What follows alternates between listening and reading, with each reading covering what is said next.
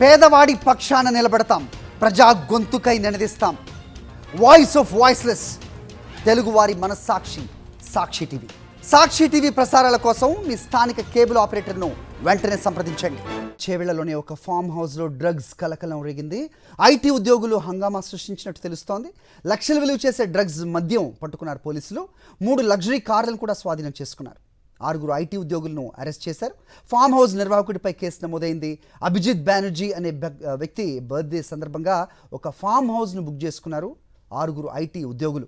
Drugs కిట్స్తో పరీక్షలు నిర్వహించగా అందరికీ పాజిటివ్ వచ్చింది. వీళ్ళందరినీ చేవెళ్ల ఎక్సైజ్ స్టేషన్లో అప్పగించారు.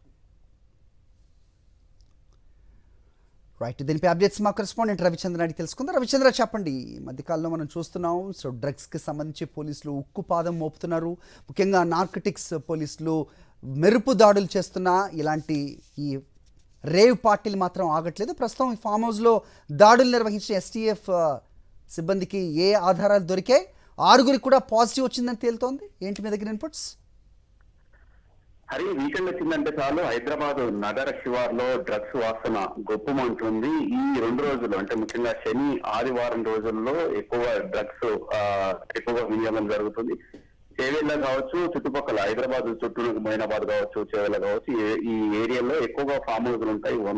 వేల ఫామ్ హౌస్లు ఉంటాయి. ఈ ఫామ్ హౌస్ లో వీకెండ్ వచ్చిందంటే బుక్ చేసుకుంటారు ముందే.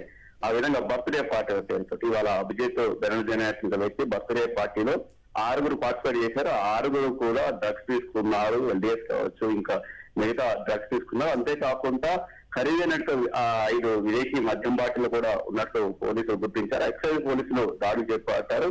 State task force excise enforcement department సంబంధించి వీళ్ళు సెరీన్ ఆషాడ్ ఫామ్ హౌస్ సంబంధించి ఇందులో బుక్ చేసుకున్నారు. ఇందులో ఫామ్ హౌస్ లో ఈ విధంగా అర్ధరాత్రి సమయాల నుంచి ఈ డ్రగ్స్ పార్టీ ఏర్పాటు చేసుకున్నారు. అయితే సమాచారం తెలుసుకున్నట్టుగా ఎక్సైజ్ ఎన్ఫోర్స్మెంట్ పోలీసులు ఉటావుటిన దాడులు చేశారు. దాడులు చేయడంతో వారి 6 అరెస్ట్ చేశారు. 6 అదుపులో తీసుకొని వారికి టెస్ట్ చేయడంతో 6 పాజిటివ్ వచ్చింది. అంతేకాకుండా 6 సెల్ ఫోన్లు స్వాధీనం చేసుకున్నారు. 50 లక్షల విలువ చేసే 3 కార్లను కూడా స్వాధీనం చేసుకున్నారు. అంతేకాకుండా ఈ చుట్టుపక్కల ఉన్న ఫామ్ హౌస్ లో కూడా దాడులు నిర్వహిస్తున్నా ఇంకా దాడులు కొనసాగుతున్నాయి. ఈ వీకెండ్ వచ్చిందంటే ఇదే విధంగా శని ఆదివారంలో ఈ చేవెళ్ళ కావచ్చు, మైనాబాద్ ఏరియాలో ఎక్కువగా ఫామ్ హౌస్ లో ఇలాంటి బర్త్డే పార్టీలు ఏర్పాటు చేస్తుంటారు.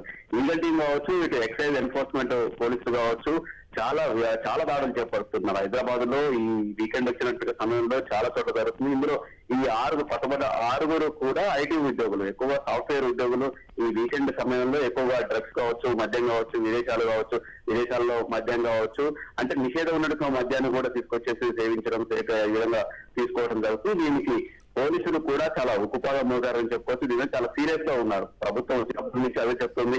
ఎట్టి పరిస్థితుల్లో డ్రగ్స్ రహిత నగరంగా తీర్చిదిద్దాలని, నగరంగా ఏర్పాటు చేయాలంటూ ఆ విధంగా దాడి చేస్తున్నారు. ఒక పక్క లీగల్ టీం కావచ్చు, మరో పక్క ఎక్సైజ్ పోలీసులు దాడి చేపడుతున్నాయి. ఇవాళ చేవెల్లో చేసినట్టుగా దాడుల్లో 6 అరెస్ట్ చేశారు. హరి. ఓకే రవిచంద్ర.